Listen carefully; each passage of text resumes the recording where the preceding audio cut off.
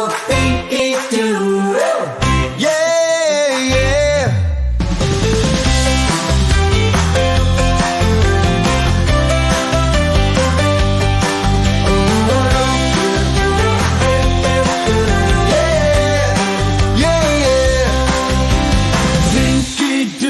Thinky doodle, yeah, yeah, yeah. Thinky doodle, yeah, yeah. Hey everyone, welcome back.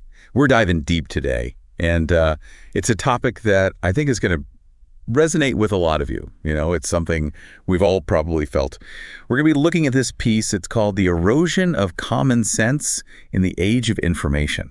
That's a very intriguing title, yeah. It really is, and it kind of makes you stop and think, right? Like, in this day and age, we have access to more information than ever before in history, but are we actually becoming more savvy, more sensible? Well, that's the million-dollar question, isn't it? The piece dives right into this idea of information overload and how it can actually, well, maybe work against common sense. Yeah, totally. I mean, think about it. Every day we're bombarded with news, opinions, articles, social media posts, and it just keeps coming. It's like a fire hose of information. Absolutely. It's not just the volume, though. It's also, it's also about what's mixed in. I mean, you've got fake news, misinformation, targeted propaganda, all swirling around in there. Yeah, right, exactly. It's like trying to find a needle in a haystack, but the haystack is on fire. And then you've got this constant pressure to keep up with tech, too. Oh, absolutely. New gadgets, updates, apps, algorithms. It's like a treadmill you can't get off. It really is. So this piece, it argues that maybe, just maybe, all this digital stuff, it's actually making it harder to develop, like good old-fashioned common sense. Yeah, I can see that. I mean, if we're always in the virtual world, maybe we're missing out on the real-world experiences that help us develop, practical judgment. Right, like those gut feelings you get when you're actually interacting with people face-to-face. You pick up on so many cues, body language, tone of voice, all those things. Exactly. That subtle stuff, that nuance, it's really hard to get that online. I mean, think about all the misunderstandings that happen just through text messages, right? Oh, tell me about it. Yeah.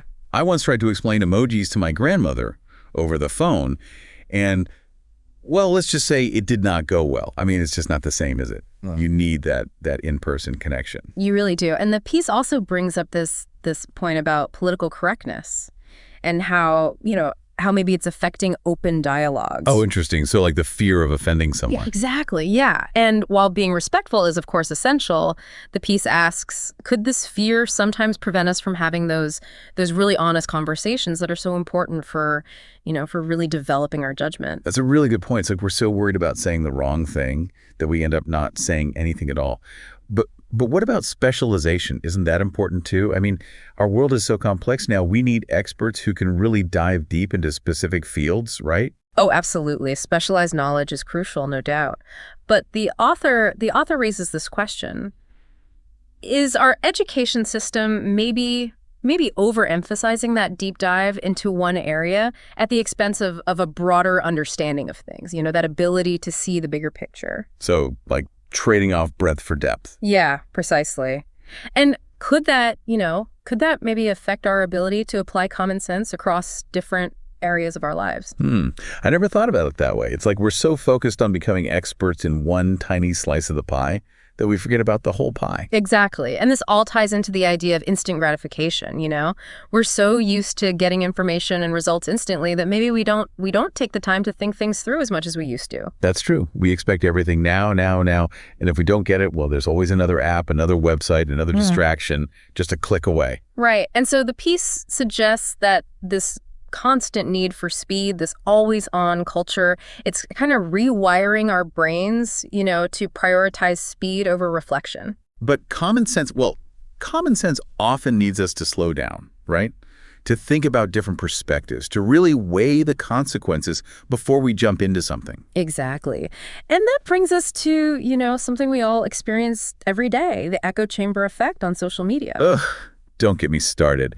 I swear my feed is just an endless loop of the same opinions, the same articles, the same outrage. It's exhausting. Well, and that's the point, isn't it? The piece argues that these echo chambers, they're not just annoying, they're actually limiting our exposure to different points of view.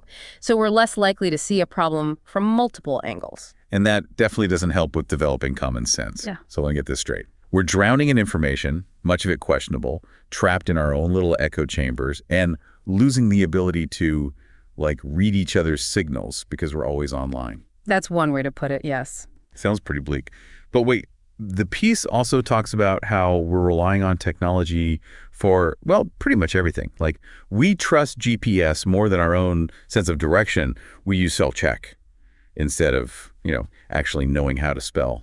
Yeah, it's true. And I mean, while technology can be incredibly helpful, the piece questions if this dependence, this over-reliance, could actually weaken some of our core skills, those problem-solving abilities, the resourcefulness we need to navigate the real world. I've definitely been guilty of that. It's like my brain goes on autopilot when I have my phone in my hand. Okay, so we've covered a lot of ground here, but there's one more thing I wanted to touch on. Globalization and cultural relativism. Oh, right. How could we forget that? It's a big one. Because what's considered common sense in one part of the world or one culture might be totally different somewhere else. Exactly. So with everything so interconnected now, the piece emphasizes that we need to be really mindful of these differences. Sure. Might seem like just plain common sense to us, might not be universal at all. So empathy and understanding are more important than ever. Okay, wow, that was a lot to unpack. This deep dive into the erosion of common sense in the age of information. It's given us a lot to think about. Definitely has. But for me, the question that lingers is this. How do we fight back against this erosion?